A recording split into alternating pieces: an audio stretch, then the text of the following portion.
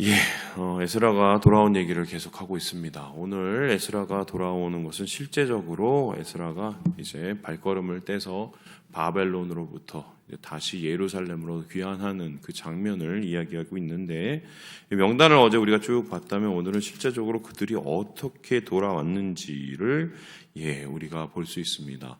여기에 대해서 31절에 이렇게 얘기를 하고 있는데요. 31절 말고 21절 우리 같이 한번 읽어보도록 하겠습니다. 시작. 그때 내가 아하와 강가에서 금식을 선포하고 우리 하나님 앞에서 스스로 겸비하여 우리와 우리 어린아이와 모든 소유를 위하여 평탄한 길을 그에게 강구하였으니. 갈 길이 천리 만리인데 한가하게 기도부터 시작하는 게 참 이상하죠.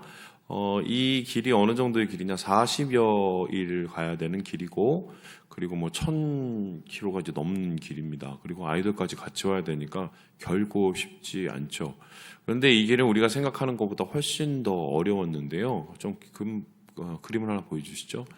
지금 이제 그림을 보시듯이 없나요?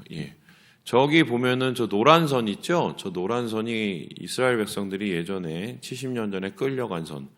정확하게 말하면 70년이 아니고 한 100년 넘었네요. 끌려간 선입니다. 그리고 그 밑에 선, 좀 그 검게 생긴 저거에 이제 1차 귀환, 세스바살 스룹바벨과 함께 돌아왔던 1차 귀환 길입니다. 보시다시피 좀 이렇게 돌아서 오게 되는데, 저 길은 말 그대로 어느 정도 안전성이 그나마 보장된 길이었다, 이렇게 볼 수가 있습니다. 그런데 에스라가 온 길은 저 밑에 빨간 길입니다. 이 길을 따라서 나중에 저기 수사라는 데 보죠? 느헤미야도 이 길을 그대로 밟아서 왔는데요. 이제 바벨론으로부터 디드몰, 다메섹 이렇게 요르단강 건너서 오는 이 길.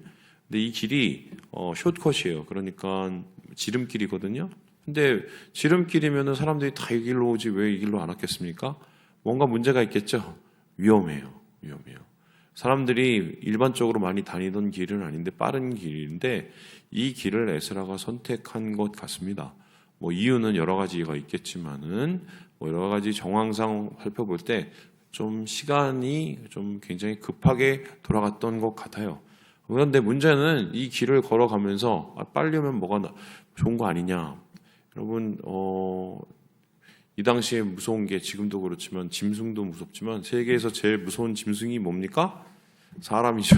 그러니까 사람이 어디서 어떻게 올지 모르고, 그 당시 그리고 바벨론의 페르시아의 제국의 어떤 전체적으로 치안이 예전만치 못하던 상황이었단 말이에요. 그러면 올라오다가 다시 어떤 봉변을 당할지도 모르는 상황. 근데 거기다가 어떤 일이 있냐면 여기 보니까요. 25절을 한번 보실래요? 하나님의 성전을 위해 드린 은과 금과 그릇들이 있습니다. 그죠? 그리고 26절을 보니까 이게 뭐 65달란트, 100달란트 뭐 이렇게 나오고요. 그 27절에는 뭐 그릇 숫자도 세고요. 한마디로 그냥 돌아오는 길이 아니라 뭘 들고 온단 말이에요. 이 들고 오는 게 다 돈이란 말이죠. 그러면은 지금 한 뭐 1,500명 정도밖에 안 되는, 예전 뭐 4만 몇천 명 왔을 때하고는 비교가 안 되잖아요. 그 1,500명 오는 길에, 그것도 지름길에, 그리고 그것도 느린 길에, 그것도 막 여러 가지 뭐 금은보화를 들고 온 길이면 여러분 강도들이 가만히 있겠습니까? 이거는 뭐 불보듯이 뻔하죠. 아마 중간에 오면서 몇 번의 어려움을 겪었을 가능성이 높았겠죠. 그럼 보통 이런 상황이 되면 어떻게 되세요? 군대를 좀 요청을 해야 되지 않겠습니까? 그래도 왕이 가라고 그래서 온 길인데. 그런데 에스라는 그렇게 왕한테 군대를 요청하지 않았습니다. 그 이유가 무엇인가? 쪽팔려서 그랬어요. 이게 무슨 소리가? 한번 볼까요? 우리 함께 22절의 말씀을 같이 한번 읽어보도록 하겠습니다. 시작. 이는 우리가 전에 왕에게 아뢰기를 우리 하나님의 손은 자기를 찾는 모든 자에게 선을 베푸시고 자기를 배반하는 모든 자에게는 권능과 진노를 내리신다 하였으므로 길에서 적군을 막고 우리를 도울 보병과 마병을 왕에게 구하기를 부끄러워하였음이라. 왕에게 구하기를 어떻게 했다고요? 부끄러워했다. 왜 부끄러워했냐? 뱉은 말이 있어서 그렇죠. 아마 왕은 이제 페르시아 왕 아닥사스다 왕은 하나님에 대해서 그렇게 많은 정보가 없었을 겁니다. 그냥 이 에스라라는 사람을 통해서 하나님에 대한 정보를 많이 알았겠죠. 그러면 야, 니네가 섬기는 하나님은 어떤 하나님이야? 니네는 어떤 하나님을 뭐 이렇게 모셔왔어? 물었겠죠. 그럼 거기에 대답을 했겠죠. 아, 우리 하나님은 이런 분이십니다. 선을 베푸시는 분, 그리고 우리에게 권능을 주시는 분입니다. 반대로 하나님을 배반하고 배역하는 자들을 어쩌면 진노를 내리시는 분입니다. 이렇게 얘기를 했으면 뭡니까? 당연히 이스라엘 백성들 다시 귀환한다고 에스라 통해서 귀환한다고 했었을 때 그럼 니네가 다 알아서 가져가면 하나님이 지켜주겠네? 이건 신앙적인 얘기가 돼버린 거예요. 그러니까 이런 상황에서 아이고 우리 가는데 좀 어떻게 될지 몰라갖고요. 왕이시여 좀 군대를 주십시오. 이렇게 말할 수가 없는 상황인 거죠. 자칫 잘못하면 왕도 시험받고 서로가 시험받는 상황인 겁니다. 그래 놓으니까 어쩔 수 없이 큰 마음을 먹고 어떻게 했냐? 말 그대로 금식을 하게 된 겁니다. 출발점이에요. 아까 다시 한번 보여주시겠어요? 그 그림을 보면 그림이요. 출발점인데 이 바벨론에서 출발하는 요 아하강에서 이렇게 출발하게 되고요. 요 강이 제가 사진 하나 갖고 왔는데 보여주실래요? 요런 강입니다. 이 강에서 이제 보면서 이제 우리가 저 길을 떠나는데 저 산을 넘어야 되는데 야 이거 어떻게 하냐 막막했겠죠? 그리고 나서 하나님 앞에 금식을 하면서 하나님 이 길 가운데 평안을 달라고 기도를 하게 됩니다. 그리고는 이제 어떻게 하느냐 금식하는 데서 끝나는 게 아니라 이제 이 가는 길에 일종의 조직을 만들기 시작을 해요. 어떤 조직을 만드냐? 제일 핵심적인 것을 지키는 것. 핵심적인 것은 왕이 준 재물과 그리고 왕이 준 여러 가지의 기물들이죠. 그 기물들, 금은으로 만든 잔과 또 성전에 관련된 그런 것들을 지키기 위해서 어떻게 했을까요? 여기에서 이렇게 얘기를 했는데 우리 함께 우리 30절의 말씀을 같이 한번 읽어보도록 하겠습니다. 시작. 이에 제사장들과 레위 사람들이 은과 금과 그릇을 예루살렘 우리 하나님의 성전으로 가져가려 하여 그 무게대로 받으니라. 힘있고 그리고 뭔가 무장을 하고 그리고 뭔가 지킬 만한 사람들한테 맡긴 게 아니라 누구한테 맡겼다고요? 제사장, 레위 사람들. 이상하지 않습니까? 되게 귀중한 것들은 보관해 놓아야 되고 귀중한 것들은 단단한 사람들이 지키는 게 맞는데 왜 이렇게 오히려 제사장, 레위 사람들 뭐 얼마나 잘 싸운지는 잘 모르겠지만 이런 사람들한테 맡겼을까? 여기에 대해서는 좀 재밌는 글이 있어요. 28절에 이렇게 얘기합니다. 너희는 여호와께 거룩한 자요. 이 그릇도 하나님의 거니까 거룩하다고 얘기합니다. 그러면 거룩한 것을 거룩한 자가 지키라는 겁니다. 여기서 말하는 거룩한다는 것은 구별됐다는 거죠. 주님께 구별됐다는 거예요. 그러면은 이 거룩한 그릇, 주님의 그릇은, 주님의 금은, 주님의 것은 주님께 구별된 사람들이 지켜야 된다는 것입니다. 이것은 단순히 제사장과 레위인들을 높이기 위함이 아니라 지금 어떻게 보면 이스라엘로 돌아가는 이 길이 굉장히 전략적으로 따지면은 복잡하고 위험한 길이지만 그것을 신앙적으로 풀어내려고 한 거예요. 어떻게 보면 군사적으로, 어떻게 보면은 뭐 세상이 말하는 전략적으로 풀어낸 게 아니라 신앙적으로 풀어낸 겁니다. 왜냐하면은 지금 뭐 여러 가지 정황상으로 봤을 때 이거는 1,500명 위험한 길, 하나님 앞에 온전히 맡기지 않으면 갈 수 없는 길이라고 생각을 한 거죠. 그럼 애초에 시작했을 때도 금식하면서 맡기고 갔고, 그리고 이 그릇과 이 중요한 것을 지키는 것도 신앙적으로 어쩌면 이것과 관련된 제사장들, 이러한 거룩함과 관련된 레위 사람들을 통해 지킴으로 지금 가게 하는데 이런 모습들은 뭐하고 되게 비슷하냐? 여러분 예전에 보면 이제 출애굽을 하지 않았습니까? 출애굽 때 어떻게 했습니까? 그 진영이 이렇게 나눠서 이제 뭐 무슨 자손, 무슨 자손 앞에 가고 그리고 무슨 자손, 무슨 자손 뒤에 가고 그리고 중간에 뭐가 있었죠? 바로 성막과 그리고 성막의 기물들이 있죠. 앞뒤가 보호하죠. 그러한 형태로 그대로 갑니다. 그러니까 예전에 출애굽 때의 광야의 기억을 다시 되살린 그러니까 에스라는 굉장히 좀 이렇게 신학자잖아요. 그런 분명히 지식이 있었기 때문에 그걸 분명히 되살려서 이 행렬이 그냥 귀환하는 행렬 혹은 뭐 집으로 돌아가는 그냥 일반적인 행렬이 아니라 하나님과 함께 걸어가는 예배 행렬로 바꾼 거예요.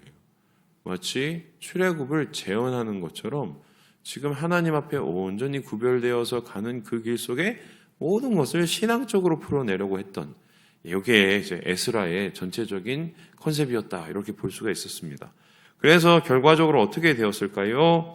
여기에 대해서 31절에 이렇게 얘기를 하고 있는데 같이 한번 읽어보도록 하겠습니다. 시작.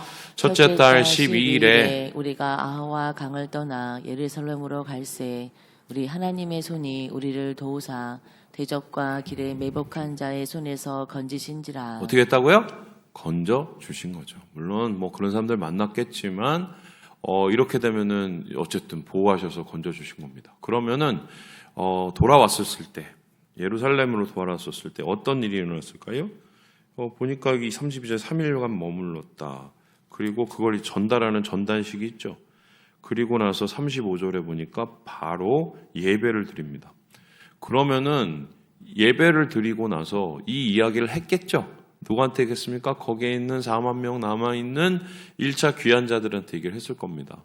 우리가 사실은 막 이 지름길로 왔는데 거기 길이 굉장히 좀 위험한 길이라서 어떻게 할까 하다가 금식하고 또한 우리 제사장들이 그걸 잘 지켜내서 우리 하나님과 함께 여기 같이 와서 하나님이 지켜주셔 왔다고.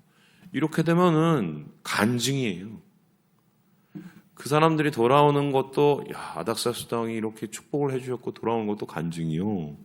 그리고 돌아오는 길에도 아무 일 없이 무탈하게 돌아오는 것도 간증이요. 그리고 그런 것을 듣는 사람도 어떻게 보면 함께 그 기쁨을 누르는 은혜의 시간이 되게 되는 거죠. 그래서 어떻게 보면 지금 에스라는 그냥 함께 돌아오는 이 길일 수도 있는 것을 완전히 뒤바꿔서 어떻게 보면 믿음의 행렬, 신앙의 행렬, 회복의 행렬, 그리고 하나님 앞에서의 간증의 행렬로 바꾸게 되는 거죠. 저는 오늘 이런 에스라의 돌아오는 귀환의 모습을 보면서 뭘 보게 되느냐? 우리의 삶도 사실 이래야 된다라는 생각이 들게 됩니다. 예전에 그 교회에 이제 보면은 뭐 그런 분들이 있습니다. 뭐뭐뭐 하면 아유 하나님이 하신 거죠. 하나님이 은혜죠. 이런 거 있습니다. 저는 옛날 그 얘기 들으면 좀 이렇게 제가 옛날에 삐딱해갖고요. 그 목사 아닐 때는 뭐 그런 게 어딨어. 뭐 그냥 된 거지 뭐 이런 생각이 있었어요. 예. 그리고 아유 저거 다 그냥 하는 소리야. 이게 제가 요즘 그러고 있어요. 제가 요즘 그러고 있어요. 왜 그러느냐?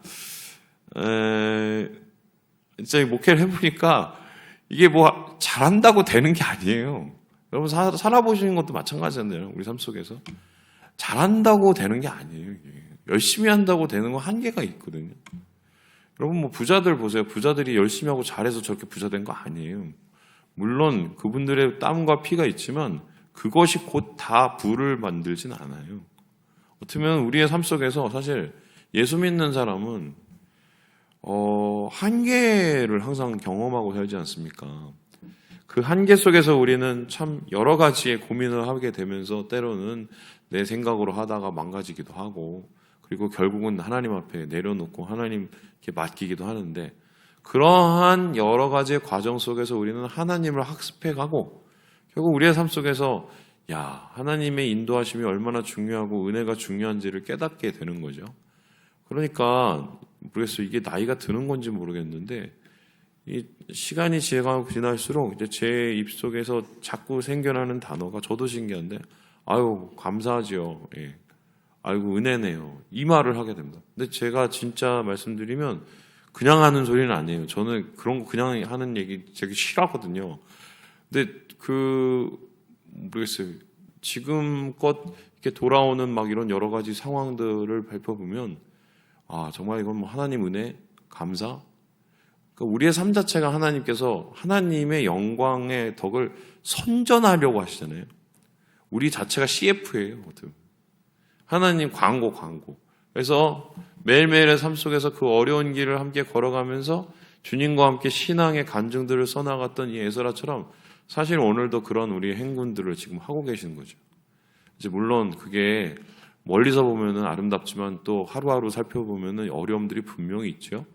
그런데 그것들을 우리가 이겨내고 이 길을 걸어가고 예루살렘으로 가는 길을 우리가 마련해 나가면 그것은 결국 우리에게는 은혜요, 하나님께는 영광이 되는 이런 아름다운 이야기로 끝맺을 수 있다는 것입니다.